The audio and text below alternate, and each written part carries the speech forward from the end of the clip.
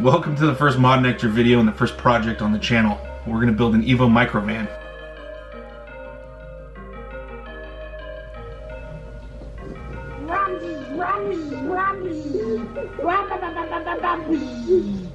So let me catch you up on what happened before I ended up with this project. The chassis we started with was a base model Plymouth Colt Vista. The factory power plant it came with was a 1.8 liter pile of hot garbage.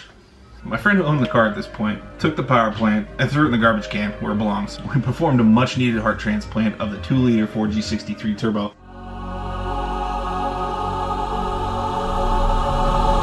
An Evo 3 transmission, and an all-wheel drive subframe out of a wrecked van. The first test drive only lasted a few feet. We had the wrong diff ratio. The car that we got the donor subframe from, the rear end, it had a blown up transmission. Next to the spider gears, it was windowed. We should have seen this as a sign, but you know, we're not the smartest tools in the box, the shed. So to remedy that, before we fragged our Evo 3 transmission, we ordered a rear end from Malaysia that was the correct gear ratio, and it also had an added bonus of being torsion style LSD. So all was good again. Well, maybe not all good. The car still lacked decent engine management. We used the GMF translator to trick the factory ECU into crapping out 300 horse on the rulers.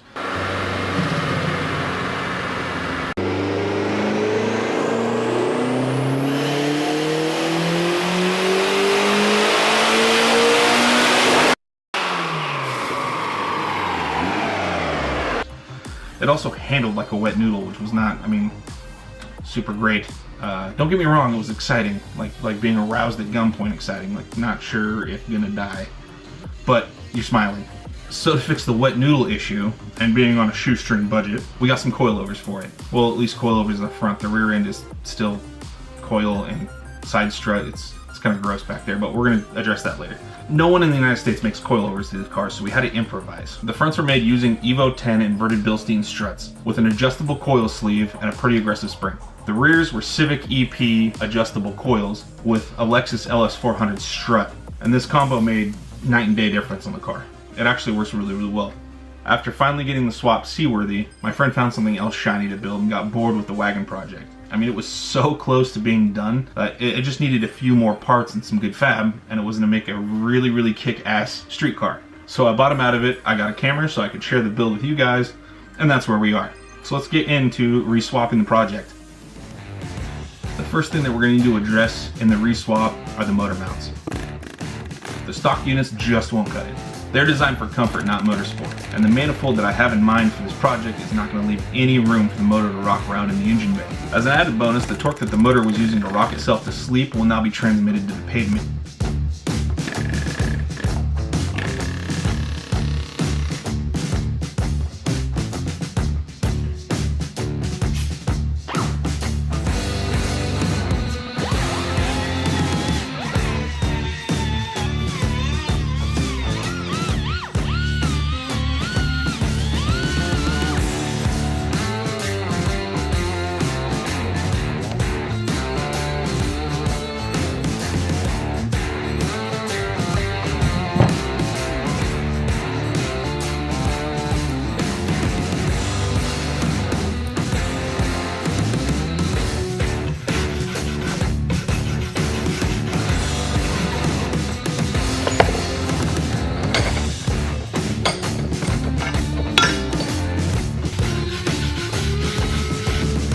Any rust will continue eating away at the base metal, so get it off, shoot it with a fresh coat of paint.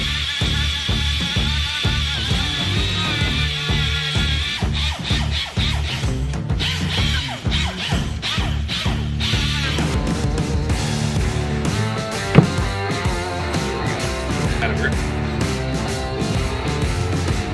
See the voids. They're in there.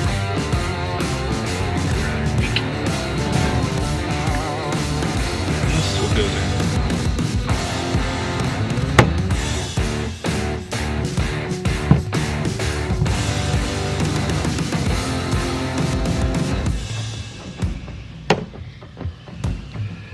The inserts that we're going to use are high durometer polyurethane.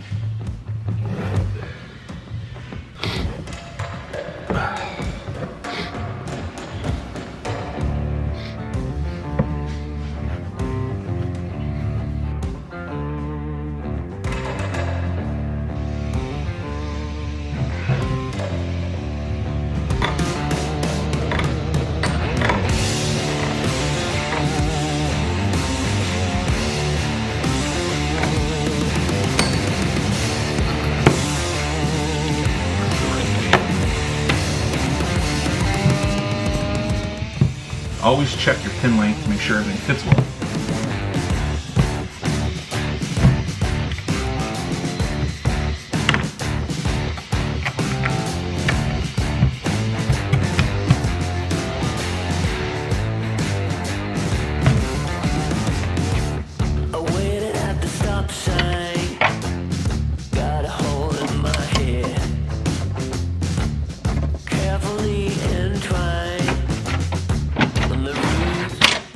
With the motor out of the bay, we're going to take some time to clean up the years of road grime and oil that have been collected. I'm also looking over all of my lines and checking my wiring while I have all this room.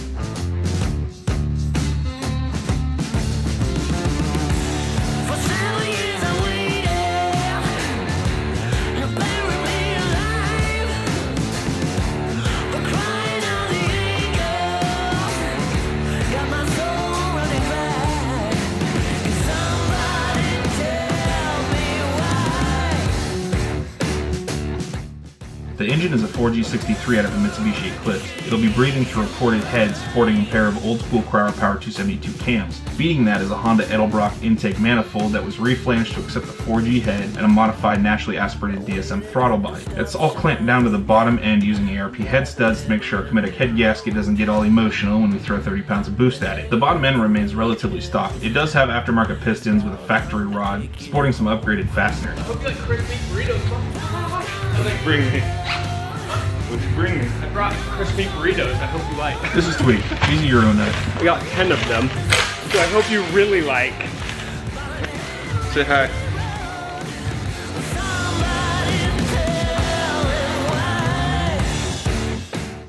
To make sure our boost doesn't go up in clutch smoke, we're using a quarter-master spline drive twin disc clutch. This thing will take all the power that we can throw at it.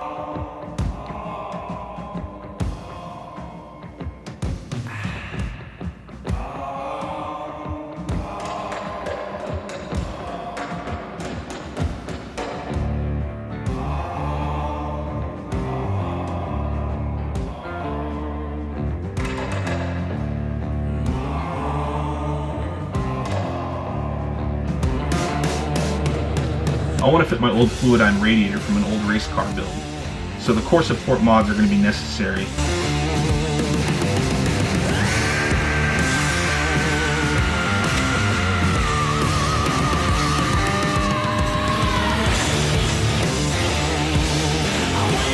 I'm going to hard mount this thing, so I tap the grommet pin on the radiator.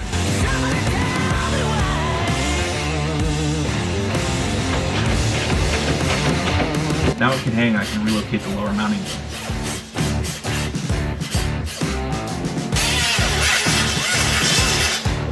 Pro tip, always make sure to use your safety squints when tack welding stuff.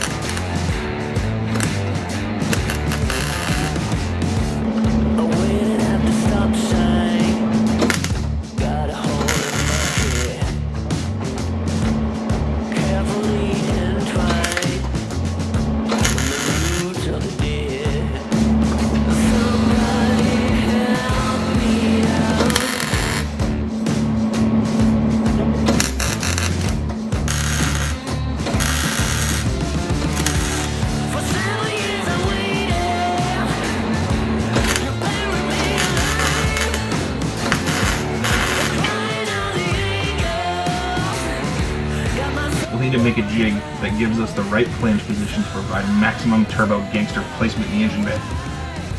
It's going to be tight, like really tight. So we'll take some oversized washers and place them on the head and on the block, and we'll tack up some rod stock so we can build the manifold on a mock-up motor on the fab bench.